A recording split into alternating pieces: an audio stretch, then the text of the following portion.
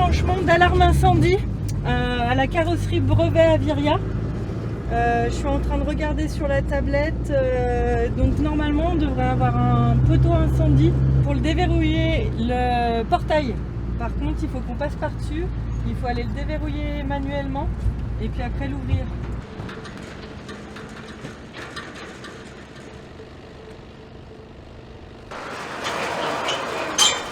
En flashant le QR code là j'ai les accès. On va passer par la porte là juste à côté livraison expédition.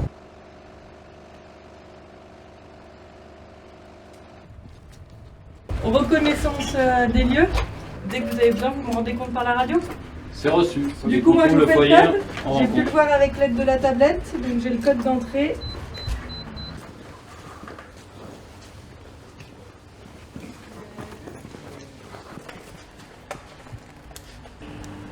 Oui, chef d'agrès, FPT de BAT. Nous venons de progresser tout droit par rapport à l'accès principal. Reconnaissance sur 30 mètres. Nous sommes face à un mur, à une porte métallique. Présence de fumée. Nous allons capeler pour poursuivre la reconnaissance.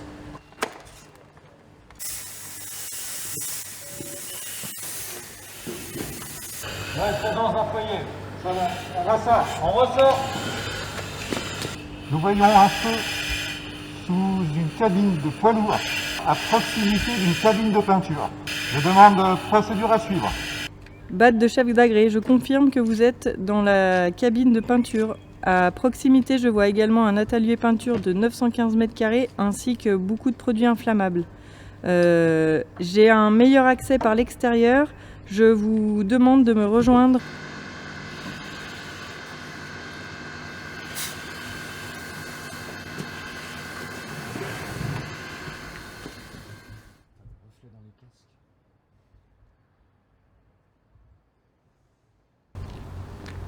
Bonjour. Bonjour, je suis Philippe Verne, le dirigeant de l'entreprise. J'ai Enchanté. été appelé par le CODIS parce qu'on m'a dit qu'il y avait un problème d'incendie chez moi. Je vous fais un point de situation. Je veux bien, oui. Donc on est confronté à un incendie dans l'atelier peinture. Donc actuellement le feu se situe au niveau d'un poids lourd. On a une lance à mousse donc, qui est en cours d'établissement. Là je constate que vous n'avez pas de bassin de rétention. Non, effectivement. Ok. Vous pouvez m'indiquer où est le réseau des eaux pluviales? Oui, alors les eaux pluviales en fait sont rapatriées ici en fait et sont évacuées ici. D'accord. Voilà. Donc ça c'est le point central. Voilà. Ok. Hein, l'objectif c'est d'obstruer cette bouche pour éviter que les eaux d'extinction se dirigent dans les eaux pluviales. Pour éviter une pollution.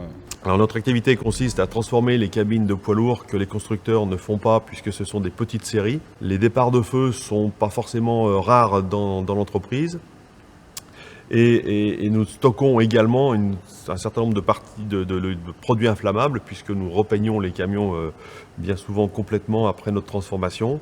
Et donc nous avons un stockage de produits de peinture, donc hautement inflammables, sans compter que les cabines de peinture sont elles-mêmes alimentées par du gaz pour cuire les peintures. C'était pour rendre les intervenants pompiers notamment autonomes sur le site pour qu'ils puissent intervenir sans mes équipes ou moi-même, pour éteindre au maximum le plus vite possible l'incendie qui se serait déclaré dans l'entreprise. Et notamment, grâce aux informations stockées dans le QR code, avoir les plans de l'entreprise et puis savoir où intervenir dans les endroits un peu stratégiques, comme le stockage des produits inflammables, les cabines peinture, et puis dans le même temps aussi savoir où il fallait préserver le plus possible nos